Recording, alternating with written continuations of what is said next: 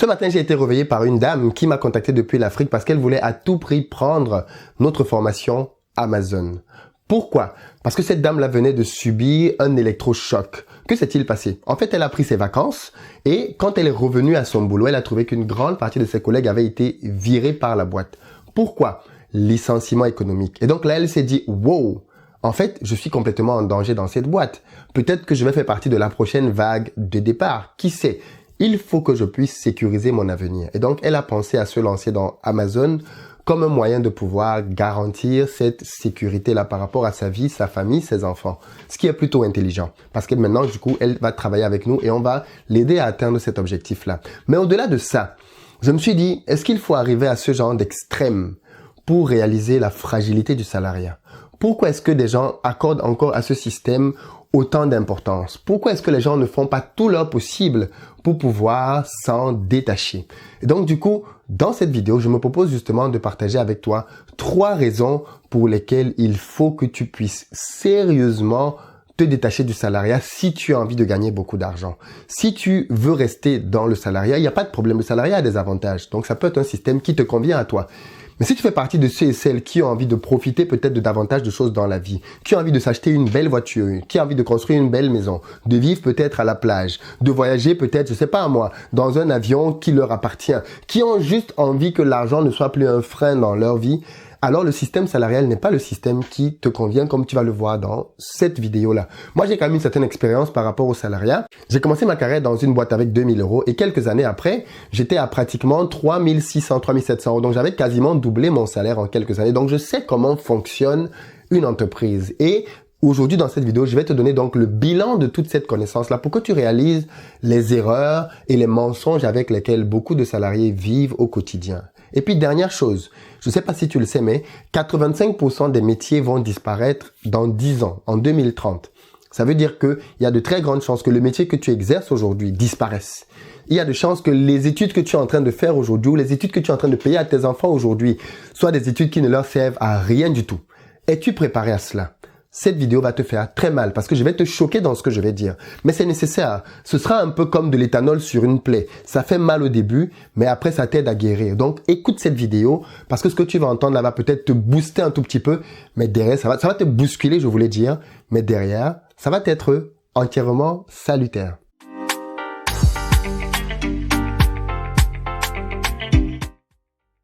Salut à toi et bienvenue sur ma chaîne, moi c'est Philippe Simo et ici je parle d'entrepreneuriat et d'investissement parce que je suis convaincu que c'est avec ces 2 piliers-là que les Africains, les Noirs vont faire développer leur continent.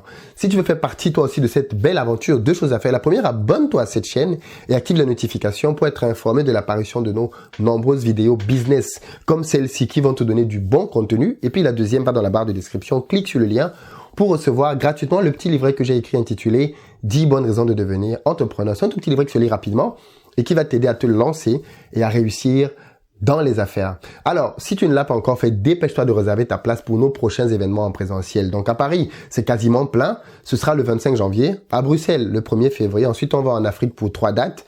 D'abord à Douala, le 8 février. Ensuite à Abidjan, le 22 février. Et enfin, à Dakar, le 21 mars. Alors, il y a d'autres dates qui vont arriver dans d'autres pays. Ne vous inquiétez pas. On va arriver aux États-Unis, on va arriver au Canada, on va arriver en Suisse, on va arriver aussi dans d'autres pays en Afrique. C'est en train de se préparer. Vous serez informés des dates progressivement. Et enfin, pour ceux qui n'ont pas encore pris leur place pour la formation Amazon, dépêchez-vous de le faire parce que il n'y a plus beaucoup de temps. La promotion se termine dans pas très longtemps. Et surtout, écoutez bien cette vidéo, notamment ce que j'ai à vous dire à la fin parce que le dernier point que j'ai abordé dans cette vidéo va spécifiquement vous parler. Alors, je disais tout à l'heure que pour les personnes qui aujourd'hui croient encore au salariat ou qui sont encore salariés, cette vidéo, c'est une sorte d'alerte pour vous donner de réaliser juste ce qui va se passer pour vous dans les prochaines années. En fait, avec mon expérience de salarié et avec celle des autres personnes que je côtoie autour de moi, je me suis rendu compte qu'en tant que salarié, on a développé certaines mentalités qui sont juste complètement fausses et bien évidemment qui finissent par nous rattraper très souvent tardivement dans la vie. Alors la première d'entre elles, c'est le fait que beaucoup de personnes qui sont salariées ne savent pas qu'elles sont facilement remplaçables. Es-tu conscient que tu es facilement remplaçable? Le boulot que tu es en train de faire aujourd'hui, est-ce qu'une machine peut le faire? Si tu es comptable, si tu es assistante, je ne sais pas trop moi quel type de métier tu fais aujourd'hui, dans quelques années, tu seras à la poubelle avec ton job parce que plus personne ne voudra de toi. Regarde un peu comment est-ce que nous vivons aujourd'hui. On nous a habitués petit à petit à vivre avec des machines. Regarde la machine à laver. On était content d'avoir des machines à laver parce qu'elles nous empêchaient de laver nous-mêmes de nos mains. On était content ensuite des machines pour laver les lave-vaisselle parce qu'ils nous empêchaient de pouvoir faire de la vaisselle. Donc, on a été habitués comme ça à des robots qu'on a mis dans nos maisons qui ont commencé à faire pour nous certaines tâches. Pareil pour des aspirateurs et autres. Mais ce qu'on n'a pas réalisé, c'est que la logique était derrière ça, non seulement de commencer à nous aider à la maison, mais surtout de nous habituer aux robots pour que par la suite, ces robots-là viennent prendre nos places dans des entreprises. Pourquoi? Parce qu'un robot est beaucoup plus performant qu'un homme. Quand un robot fait une activité, un robot fait beaucoup moins d'erreurs qu'un homme. Il est beaucoup plus rapide. Il ne se fatigue pas. Il ne grève pas. Il ne demande pas un salaire à la fin du mois. Bref, le robot est vraiment le compagnon idéal pour une entreprise. Donc, du coup, les entreprises aujourd'hui se ruent à fond pour pouvoir utiliser des robots à la place de l'être humain. Est-ce que ton boulot va résister à cela? Il y a des chances que non. Alors, si ton boulot ne va donc pas résister à cela, qu'est-ce qu'il va t'arriver dans les prochaines années? En fait, en réalité, le vrai but pour toi aujourd'hui, c'est de devenir quelqu'un d'irremplaçable. Je vais te donner l'exemple d'un ami qui est en train d'appliquer clairement ce que je te dis là. C'est quelqu'un qui est venu en Europe et qui a fait des études à Polytechnique, la plus grosse école d'ingénieurs française. Et il est sorti de cette école-là et il y avait 2 anciens camarades promotionnaires à lui qui avaient lancé une application. Et donc, et comme d'habitude dans ce genre d'école-là, quand les gens sortent de là, c'est pas pour aller chercher des jobs. Très souvent, ils créent des business, comme par hasard. Donc, ils ont créé leur business, mais il leur manquait une compétence technique que mon pote avait. Donc, du coup, ils ont recruté mon pote dans leur projet. Au début, d'abord comme stagiaire. Et puis, au bout de quelques temps, ils se sont rendus compte que mon pote était vraiment très bon et qu'il leur apportait vraiment de la valeur. Et donc, ils ont décidé de lui donner quoi? Des parts dans leur société. Donc, il a d'abord eu 4 ou 5% des parts de l'activité. Et ensuite, ils sont allés pour chercher des financements. Et quand ils sont allés voir plusieurs investisseurs, beaucoup d'investisseurs leur ont dit, attendez un peu, si je comprends bien, vous deux, voilà votre boulot, d'accord? Et lui, là, il n'a que 5% des parts et vous dites que c'est lui qui gère la partie technique. Cher ami, revoyez rapidement les parts. Revoyez rapidement la disposition des parts.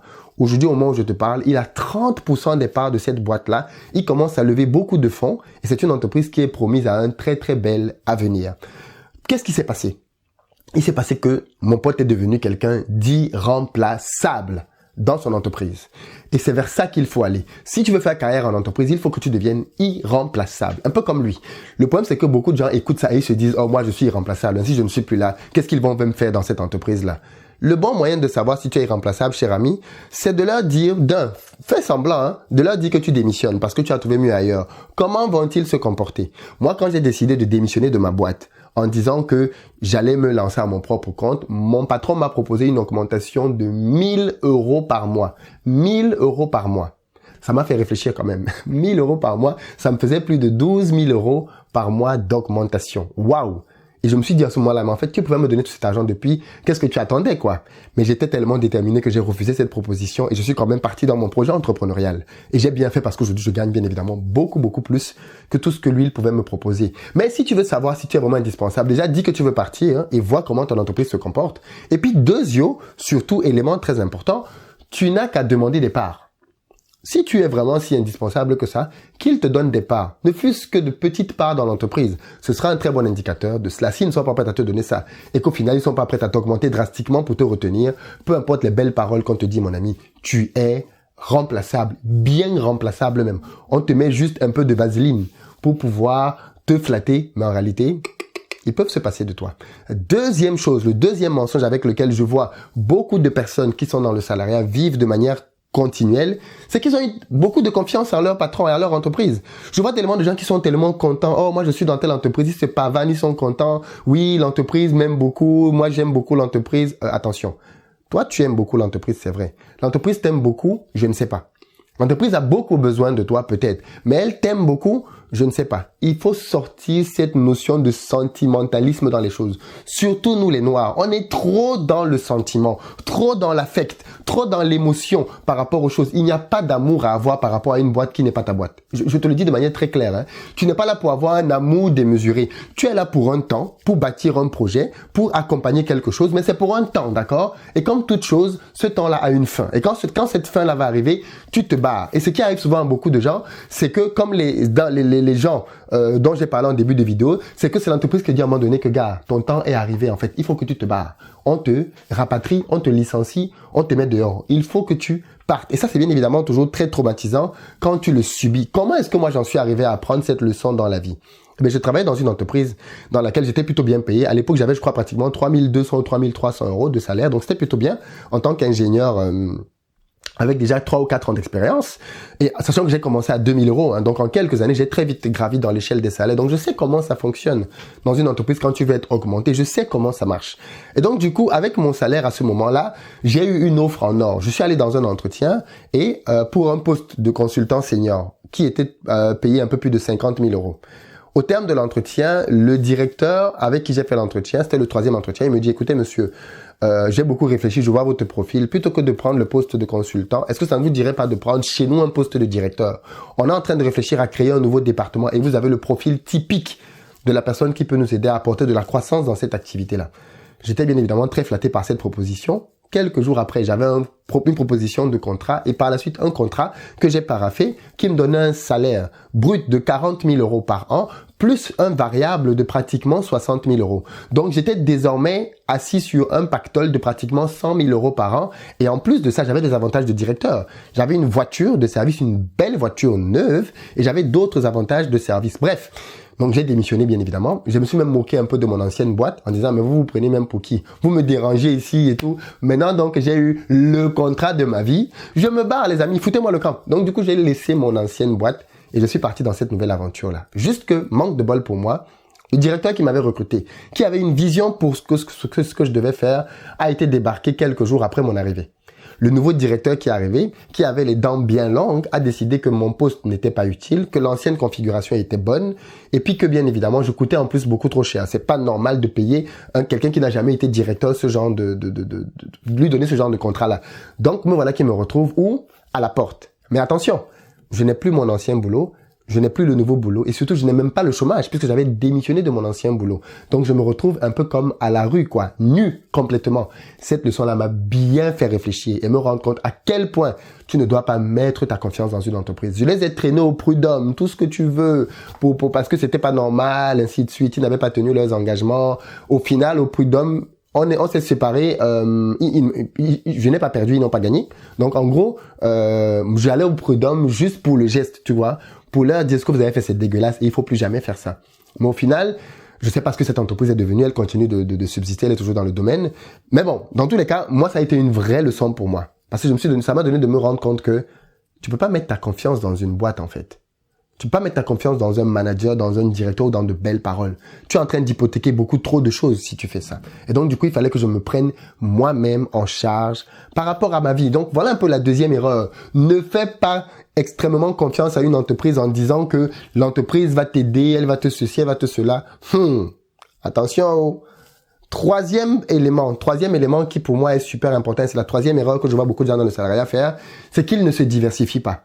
Les salariés ont une très faible connaissance du monde de l'argent. Ils ne savent pas grand-chose de l'argent. Du coup, ils pensent que le salaire qu'ils reçoivent tous les mois, c'est de l'argent. C'est avec ça qu'ils vont vivre. Donc, du coup, tout est misé sur le salaire. Ils ont une source d'entrée et beaucoup de sources de sortie de l'argent. Et ils vivent comme ça pendant des années. Et tout leur but, c'est d'augmenter cette source d'entrée-là, de faire que l'argent qu'ils gagnent tous les mois augmente en ayant des augmentations de salaire. Ils ne réalisent pas que s'ils veulent s'enrichir, s'ils veulent vraiment vivre le style de vie qu'ils veulent, il faut qu'ils multiplient leurs sources de revenus.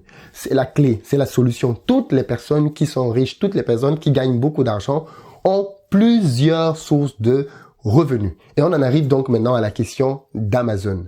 Amazon FBA est l'un des meilleurs moyens que je connaisse pour pouvoir multiplier ses sources de revenus. Parce qu'avec Amazon FBA, il n'est pas très compliqué en réalité d'avoir un chiffre d'affaires de 5 000 euros par mois. C'est pas très compliqué. Mais quand tu as un chiffre de 5 000 euros par mois et que tu as une marge entre 25 et 40%, dans les 5 000 euros déjà, tu peux tirer 2 000 euros pour toi-même. 2 000 euros, c'est déjà un salaire de cadre. C'est le salaire avec lequel j'ai commencé, moi. Ça, c'est pour un produit. Et en plus, ce qui est bien sur Amazon, c'est que tu peux avoir 5, 10, 15, 20 produits. Voilà la réalité de la puissance d'Amazon. Je ne suis pas en train de vendre aux gens le fait qu'ils vont devenir multimilliardaires avec ma formation Amazon. C'est pas ce que je leur dis. Par contre, je leur dis qu'avec Amazon, vous avez le moyen de devenir libre financièrement. Vous avez le moyen de pouvoir créer un système qui va vous faire vivre. Parce qu'en fait, en réalité, c'est ce que je veux vous apprendre dans cette formation-là. Créer un système qui va te permettre de pouvoir désormais générer tous les mois 1500, 2000 euros par produit. Et tu pourras prendre le nombre de produits que tu veux. Et surtout avec cet argent-là. Si tu vas aller à un niveau beaucoup plus grand, ce que je te conseille de faire, c'est de recruter 1 ou 2 personnes qui vont t'assister au développement, à la croissance de ta boîte, de telle sorte que maintenant, ces personnes-là vont être ta main d'œuvre et elles vont faire fonctionner ton business Amazon et toi, tu auras les bénéfices de ça. Si en plus, tu as des gens au pays, si tu es originaire d'Afrique, eh bien, c'est encore beaucoup plus simple parce que là-bas, la main d'œuvre n'est pas très forte. Donc, tu peux prendre des gens là-bas que tu paies décemment, mais qui vont faire fonctionner ton business et toi, tu te la coules douce là où tu veux. Tu t'achètes les fringues que tu veux. Si tu veux aller chez Hugo Boss, si tu as envie d'aller et que tu en as marre de H&M, que tu en as marre de C&A, que tu en as marre de Zara, tu as totalement le droit de te faire plaisir. Mais ce que je reproche souvent aux gens, c'est pas le fait de vouloir se faire plaisir ou d'acheter une Mercedes ou d'acheter même une Audi parce que ça leur fait plaisir. C'est pas ce que je leur reproche. Je leur reproche de vouloir acheter ces choses alors qu'ils n'ont pas les revenus pour. Je leur reproche de vouloir vivre au-dessus de leurs moyens. Et c'est ce que beaucoup de salariés font. Ils essaient d'acheter tous ces gadgets-là et en ce faisant, ils mettent en péril leur avenir. Ils mettent en péril leur famille. Ils mettent en péril leurs enfants parce qu'ils veulent aller s'offrir des gadgets assez rapidement. Par contre, si tu as bâti un système intelligent qui te génère de l'argent tous les mois, mais il n'y a aucun problème à ce que tu te fasses plaisir, à ce que tu voyages, à ce que tu fasses le tour du monde. Il n'y a aucun problème à ça. Et c'est pour ça que ma formation existe. Donc, si tu ne l'as pas encore prise, la promotion se termine dans quelques heures. Dans la barre de description, je t'ai mis une vidéo qui te permet de pouvoir voir le contenu de la formation et passer tout de suite à l'action. Dépêche-toi parce que pour le coup, la promotion est quasiment pleine. Il y a énormément de personnes qui sont passées à l'action les 2 derniers jours et je t'invite toi aussi, si c'est ton cas, si tu étais encore hésitant, à venir nous rejoindre. Tu vas juste être surpris de la puissance d'Amazon. Amazon a déjà changé tellement de vies autour de moi et je pense que la tienne peut juste être une de plus. Donc, sans plus tarder, je te donne rendez-vous dans la barre de description. Retrouve-nous dans la formation et puis essayons d'avancer ensemble. Soyons concrets, soyons positifs. Il y a de l'argent à se faire. Allons-y, allons oser, allons entreprendre, allons nous aussi chercher notre part. Faisons de 2020 une année différente. Et je ne cesserai de le dire ici. Si tu as envie que les choses changent dans ta vie, ta propre vie, vu que toi-même tu changes, et commencer à changer, commencer à augmenter ta valeur, veut dire commencer à te former. Investis sur toi parce que tu es ta ressource la plus précieuse. Si on m'enlève tout aujourd'hui, on m'enlève mes voitures, on m'enlève mes maisons, on m'enlève mes appartements, on m'enlève tout ce que j'ai. Tant que j'ai encore mon cerveau, ma santé, je me refais demain. Sans aucun problème parce que je suis ma ressource la plus précieuse. Le problème de beaucoup de gens, c'est qu'ils ne savent pas ça. Ils croient que leur ressource la plus précieuse, c'est la maison. Ils croient que la ressource la plus précieuse, c'est l'appartement, c'est la femme, c'est le mari, c'est ceci, cela. Non, ta ressource la plus précieuse, c'est toi-même. Voilà pourquoi il faut que tu investisses en toi pour augmenter ta valeur sur le marché. Et plus ta valeur va augmenter, et plus la répercussion se fera dans ton compte en banque. Je ne t'en dis pas plus. Rendez-vous dans la barre de description et puis, ciao!